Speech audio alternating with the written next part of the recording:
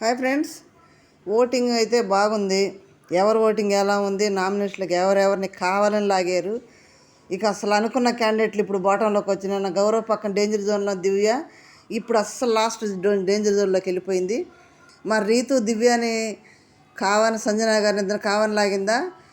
ఈ nomination process అంతా కూడా తనుజ చేతులు పెడతాం. తనుజ చాలా క్యాలిక్యులేటెడ్గా ఎవరిని సేవ్ చేయాలి, ఎవరిని ఇది చేయాలి, ఎవరిని హైప్ చేయాలి అనేది ఆలోచించి మైండ్ గేమ్తో చాలా బాగా ఆలోచించింది. తనుజ చాలా బాగా ఆలోచన చేసి క్యాలిక్యులేటెడ్గా ఎవరి చేత ఇద్దరు చేయించాలి, ఎవరి చేత ఒక్కరు చేయించాలి అనేది డిసైడ్ చేసి ఇవ్వటం కూడా చాలా తెలివిగా. నామినేషన్ అంతా తనుజ చేతిలో జరిగింది మొత్తం కూడా. ఎవరిని ఏం చేయాలి, ఎవరిని నడిచిపెట్టాలనేది కూడా అది ఈ వీడియోలో మాట్లాడదాం. దాన్ని బట్టి నామినేషన్ ఎలా జరిగినాయి, తద్వారా ఓటింగ్లు ఏ విధంగా ఉన్నాయనేది కూడా మాట్లాడదాం. మరి ఇమ్మానుయేల్ 10 వారాల తర్వాత వచ్చాడు కదా. నిన్న అన్నాడు 10 వారాల తర్వాత వచ్చాను, ఆడియన్స్ చూసుకోండి అన్నాడు కదా. మరి ఆడియన్స్ ఏం చూసుకుంటున్నారు, ఎంతవరకు చూసుకుంటున్నారు అనేది ఈ వీడియోలో చూద్దాం. ఫస్ట్ అయితే కళ్యాణ్ ఉన్నాడు. మామూలుగా లేదు. నిన్న కళ్యాణ్ గట్టిగా మాట్లాడటం, స్టాండ్ తీసుకోవడం అనేది చాలా బాగుంది. ఎవరికి వాళ్ళు మనం లాస్ట్కి వచ్చింది కాబట్టి ఎవరు ఎలా ఆట బాగుంది అనేది రియల్గా మాట్లాడదాం. కళ్యాణ్ నిన్న స్టాండ్ తీసుకోవడం బాగుంది. ఎందుకంటే డెమోను నామినేట్ చేయడం అనేది అది చాలా సిల్లీ రీజన్. ఇదే పాయింట్ నాకు సార్ ముందు కూడా చెప్పాడు. తనుజ నన్ను అంటుంటే నా పక్కన స్టాండ్ తీసుకోలేదు అని అంటే, స్టాండ్ తీసుకున్నాను రా, తనుజను కూడా నామినేట్ చేయమని నీకు సారీ చెప్పమని చెప్పాను రా అని నామినేట్ చేసి చెప్తున్నావు ఈ రీజన్ అని అంటున్నాడు. కానీ అది కళ్యాణ్ అప్పుడే తనుజ ముందే అరే తప్పు కదా సారీ చెప్పు అని డెమాన్ ముందు మాట్లాడితే బాగుంది. డెమాన్ ముందు నా ముందు మాట్లాడాలి కదా, నా ముందు చెప్పాలి కదా అంటాడు. తనుజ మరి అంత ర్యాష్గా కళ్యాణ్ నామినేట్ చేసేటప్పుడు మరి తనుజ సారీ ఎందుకు చెప్పాడు? డెమాను చెప్పుకుండాల్సింది కదా. హట్టయినప్పుడు సారీ చెప్పుకుంటే సరిపోయేది కదా. ఇప్పుడేమో అక్కడేమో సారీ చెప్పాడు, ఇప్పుడు వచ్చేమో కళ్యాణ్ నామినేట్ చేస్తున్నాడు. అదే రీజన్ తర్వాత చాలా విషయాలు వైపు స్టాండ్ తీసుకోలేదు. బెట్ టాస్కులను పడేసావు అంటే అప్పుడెప్పుడో కాదు, అప్పుడెప్పుడు మరి అప్పుడేం చేశారు? బెట్ టాస్కులో పడేసాడు, అప్పుడేం చేశాడు? అప్పుడేం అడగకుండా అప్పుడు సైలెంట్ కూరుకొని ఇదే డెమాన్లో నోరు పెగల్చడం, మాట్లాడడం. నిన్న కూడా టాస్క్లో తీసేస్తే బాధపడుతూ కూర్చుంటాడే కానీ నోరు తీసి మాట్లాడకుండా నామినేషన్లోకి వచ్చి ఇప్పుడు మాట్లాడుతున్నాడు. అప్పుడే కళ్యాణ్ నా ఫ్రెండు, నువ్వు నాకు ఎందుకు స్టాండ్ తీసుకోలేదు అప్పుడు అడగొచ్చు కదా. అడగడు. ఏదైనా సిచ్యువేషన్ జరిగినప్పుడు క్లియర్గా అడగాలి. అడగకుండా సైలెంట్గా ఉండి బాధతో కూర్చుంటే జరగదు కదా. ఆడియన్స్ ఏం చూస్తారు? స్టాండ్ తీసుకుని చూస్తారు కదా. ఇప్పుడు నామినేట్ చేస్తున్నాడు. ఈ విషయంలో కళ్యాణ్కే ఫేవర్ అయ్యిద్ది ఇది. అట్లాగే కళ్యాణ్ మామూలుగా లేదు ఓటింగ్ అయితే బేపచ్చగా. తనుజకు కూడా అంత ఓటింగ్ పడల. ఇక్కడ తనుజ కూడా లేదు కాబట్టి ఓటింగ్ ఖచ్చితంగా తనుజ ఓటింగ్ కళ్యాణ్కి షేర్ అవుతుంది. ఆల్రెడీ తనుజ నామినేషన్ ఉన్నప్పుడే కళ్యాణ్కి 22-23% ఓటింగ్ ఉంది. ఆ ఓటింగ్ ఉండగానే ఇప్పుడు తనుజ కూడా షేర్ అయింది కాబట్టి దగ్గర 33-34 ఓటింగ్ షేర్ తోటి ఫస్ట్ ప్లేస్లో ఉన్నాడు. దరిదాపులు ఎవ్వరు లేరు. కామన్ కేటగిరీలో బాగా పడుతుంది ఓటింగ్ కళ్యాణ్కి. ఆ విధంగా ఫస్ట్ ప్లేస్లో కళ్యాణ్ అయితే ఎవ్వరికి అందనంత స్పీడ్లో వెళ్ళిపోతున్నాడు. సెకండ్ పొజిషన్లో ఎవరున్నారంటే ఇమ్మానుయేల్ ఉన్నాడు. ఇమ్మానుయేల్కి కళ్యాణ్కి దగ్గర 10-11% తేడా ఉంది. మరి 10 వారాల తర్వాత వస్తే ఎట్లా ఉంటుంది? ఇప్పుడు ఇంతకుముందు సంజన కూడా థర్డ్ ప్లేస్, సెకండ్ ప్లేస్ వచ్చింది కదా. ఇప్పుడు ఇమ్మానుయేల్ కూడా ఉన్నాడు. తల్లి కొడుకులు ఉన్నారు కాబట్టి ఓటింగ్ ఎవరితో వాళ్ళే పడుతుంది. ఒకరిదొకరు షేర్ అవడానికి అవకాశమే లేదు అక్కడ. ఇమ్మానుయేల్ ఓటింగ్ పడుతుంది. 10% డిఫరెన్స్ ఉంది కళ్యాణ్కి ఇమ్మానుయేల్కి. అందుకే ఇమ్మానుయేల్ నామినేట్లో రావాలనేది. ఈ ఓటింగ్ తోటి డిసైడ్ అయిపోద్ది టాప్ 5లో ఎవరుంటారు, టాప్ 2లో ఎవరుంటారు అనేది ఈ ఓటింగ్ తోటి. ఇప్పుడు ఇమ్మానుయేల్కి అయితే ఓటింగ్ మరి వాళ్ళ ఫ్యాన్స్ డైవర్ట్ అయిపోయారా లేదో తెలియదు. కానీ ఇప్పుడైతే సెకండ్ పొజిషన్లో ఉన్నారు. మరి ముందు గేమ్లు ఆడుతూ ఉంటే ఏమైనా పెరుగుతారో చూడాలి. ఇప్పుడైతే Kalyan first position, second position వచ్చి ఇమ్మానుయేల్ ఉన్నాడు. థర్డ్ పొజిషన్ ఇమ్మానుయేల్ నామినేషన్ చేయటం కూడా భరణి గారిని ఏం రీజన్లో అసలు ఏమైనా ఆలోచిస్తున్నాడా? రీతుకి ఏం రీజన్ చెప్తున్నా? ఆటలో కన్ఫ్యూజ్ అవుతున్నావు, తడబడుతున్నావు అంటే కన్ఫ్యూజ్ ఎందుకు అయింది? సంజన చేపట్టి కన్ఫ్యూజ్ అయింది. సంజన బాల్ అని కింద పడేసి ఇప్పుడు ఆ గేమే కన్ఫ్యూజ్ గేము. అందరూ ఇటు పరిగెత్తుంటారు. అందరిని అబ్జర్వ్ చేయాలంటే ఒక్కతే కొంచెం కన్ఫ్యూజ్ అవుద్దా లేదా? ఆ కన్ఫ్యూజ్ అయ్యి నేను నాకు సార్ అన్నాడని కన్ఫ్యూజ్ అయ్యావు. బ్యాడ్ సంచాలక్ అన్నాడు, అది పట్టుకొని వీళ్ళందరూ సంచాలక్ బ్యాడ్ కన్ఫ్యూజ్ అంటే ఇప్పుడు తన ఆట ఎంతవరకు ఆడగలదు అంతే ఆడిద్ది. అక్కడ కూడా రాడు పడేసేవు, మొయ్యలేకపోయావు అంటే తన ఓపిక అంతవరకు పట్టుకుంటుంది. అది ఓపలేదు కాబట్టి వదిలేసింది.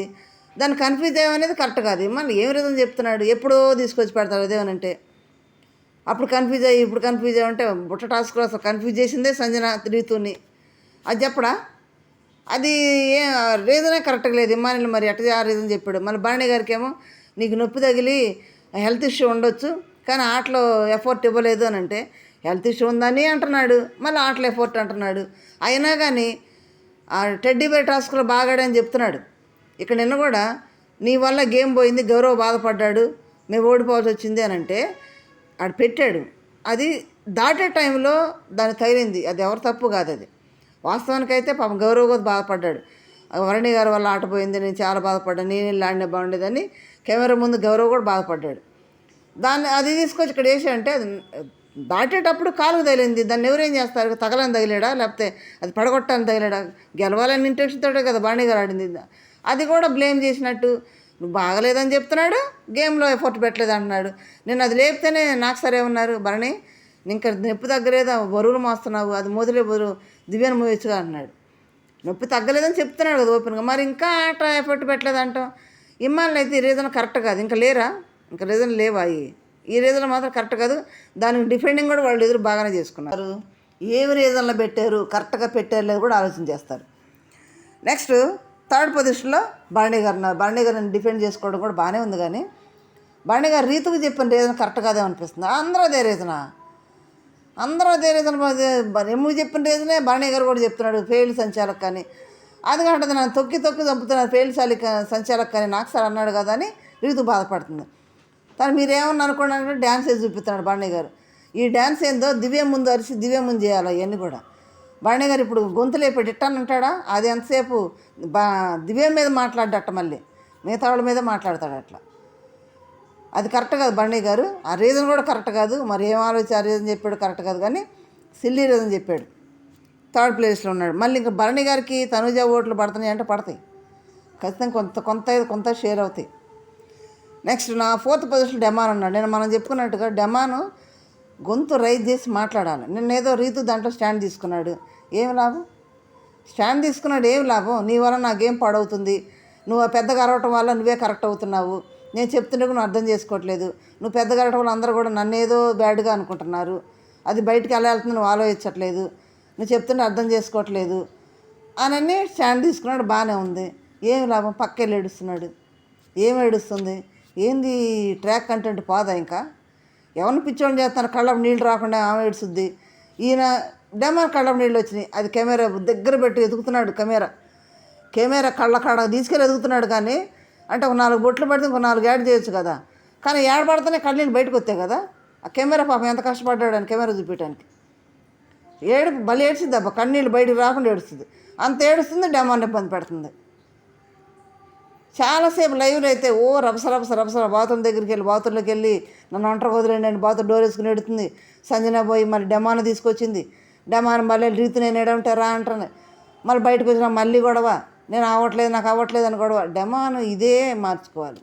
నేను స్టాండ్ తీసుకున్నాడు అలాగే ఉండాలి. నేను మారాను నువ్వు మారంటే ముందు డెమాన్ మారట్లేదు, ఆమె మారుద్ది. అయిపోయినాక మళ్ళీ డెమాన్ ఏమన్నాడు, తనుజ రీతు సేవ్ చేసింది, థ్యాంక్స్ అని తనుజ థ్యాంక్స్ చెప్పి హగ్గిస్తున్నాడు. అంటే రీతుని సేవ్ చేసిందని అంటే నేను నామినేట్ చేశాను, నువ్వు సేవ్ చేసావు, థ్యాంక్స్ అని చెప్తున్నాడు. ఇదే మార్చుకోవాలి. విన్నర్ అవ్వాలి, నేను టాప్ 5లో ఉండాలనుకున్నప్పుడు ఈ టైంలో ఈ క్రూషియల్ వీక్స్లో పక్కడి గురించి ఆలోచించకూడదు. విన్నర్ అవ్వాలనుకున్నప్పుడు ఈ డెమాన్ మారాలి. ఇంకా మీరేమంటారు చిన్న కామెంట్ చేయండి. నెక్స్ట్ 5th పొజిషన్లో సంజన ఉంది.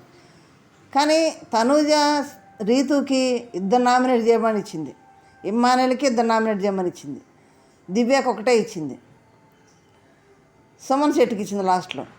ఇక్కడ సుమన్ శెట్టి కళ్యాణ్ కూడా బాగుంది అబ్బో. ఒక సుమన్ శెట్టి యాక్టింగ్ చేసాడు, అసలు మామూలు యాక్టింగ్ కాదు, కానీ ఎక్కువ చేసాడు అనిపిస్తున్నాడు. ఏం లేదు కానీ ఏళ్ళు చూపిస్తున్నావు చూపించొద్దని నా వైపు ఒక్క ఏళ్ళు చూపిస్తే అసలు చెప్పిన రీజన్ పోయింది. ఏటో ఆ బాక్స్ టాస్క్ రీజన్ పోయింది. మళ్ళీ ఏళ్ళు చూపిస్తున్నావు దీనికి వచ్చింది, మళ్ళీ దీనికి పోయిన సెక్షన్ అంత కదా. ఎంతో అసలు ఆ రీజనే బాగలేదు. సుమన్ శెట్టి గారు కొంచెం ఎక్కువగా చేసినట్టు అనిపించింది. ఇక్కడ సంజన ఉంది. సంజనాని దివ్యాని రీతు కావాలని లాగింది నామినేషన్లోకి.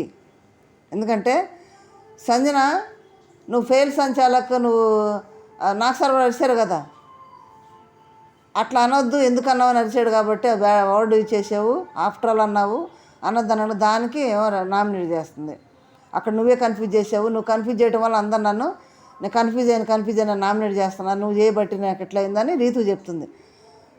ఇప్పుడు తన కంటెంట్ అది, తనేదో క్రియేట్ చేసుకుంది, నువ్వు అంతగా బాధపడ అవసరం లేదు రీతు. కానీ ఆ సమయంలో కన్ఫ్యూజ్ అయ్యింది రీతు.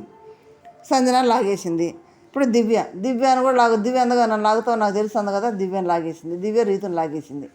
దివ్యకి ఏం చెప్తుంది, దివ్యలో ఉన్న క్వాలిటీస్ అని కూడా పోయిన నామినేషన్లో చెప్పింది. ఇప్పుడు కూడా ఏమంటుంది, నువ్వు ఎక్కువ అన్నప్పుడు ఎదుటిలోనే తక్కువ ఎందుకు తొక్కుతావు. కానీ సిల్లీ రీజన్ రీతు పెట్టింది, కానీ నామినేషన్ లాగేసింది. స్ట్రాటజీ ప్రకారం రీతు దివ్యాని సంజనాని నామినేషన్ లాగింది. వీళ్ళిద్దరిలోనే వెళ్తారనేది వాళ్ళ గెస్సింగ్, వాళ్ళకి ఐడియా కూడా ఉంది. ఇప్పుడు బాటంలో ఎవరున్నారు, సంజన ఉంది. సంజన ఏం చెప్పుద్ది, నా ఒక్కదాన్ని నా టెడ్డీ బేర్ ఎవరు తీసుకోలేదు, నాకు ఎవరు హెల్ప్ చేయట్లేదు అని అంటుంది. ఇప్పుడు నా కొడుకు అంటుంది. కొడుకే తీసుకోదు టెడ్డీ బేరు, ఇంకెవరు తీసుకుంటారు. అందరు హెల్ప్ చెప్పితే ఇన్ని వారాలు అక్కడ ఉండదు కదా సపోర్ట్ లేకపోతే. అట్టంట కరెక్ట్గా రీతు అంటుంది. వీళ్ళిద్దరు వచ్చారు ఇప్పుడు బాటంలో. ఇంకా రీతుని లాస్ట్ ఛాన్స్గా తనుజాని సేవ్ చేయమంటే రీతుని సేవ్ చేసింది. ఎందుకంటే ఇంకా మారుతావు, ఇంకా స్టాండ్ తీసుకుని ఆడుకుంటామని ఫైనల్ ఇది కానీ మరి సేవ్ అయిపోయింది రీతు. ఇక్కడ ఎవరున్నారు, కళ్యాణ్, ఇమ్ము, భరణి, డెమోన్, సంజన, దివ్య. వీళ్ళు ఓటింగ్ ఆర్డర్లో ఉన్నారు. సంజన, దివ్య ఉన్నారు. దివ్య లాస్ట్లో ఉంది. వీళ్ళిద్దరికి పెద్ద తేడా ఏమీ లేదు. మరొకళ్ళు పైకి ఒకళ్ళు కిందకు వచ్చినా రావచ్చు. వీళ్ళిద్దరిలోనే వెళ్ళిపోతారు ఈసారి. ఎవరు వెళ్తే బాగుంటుంది, ఎవరు ఉంటే బాగుంటుంది, మీకు ఇష్టమైన కంటెస్టెంట్ ఎవరెవరికి ఓటేస్తున్నారు అనేది చిన్న కామెంట్ చేయండి. లైక్ చేయండి, షేర్ చేసి సబ్స్క్రైబ్ చేయండి. Thank you.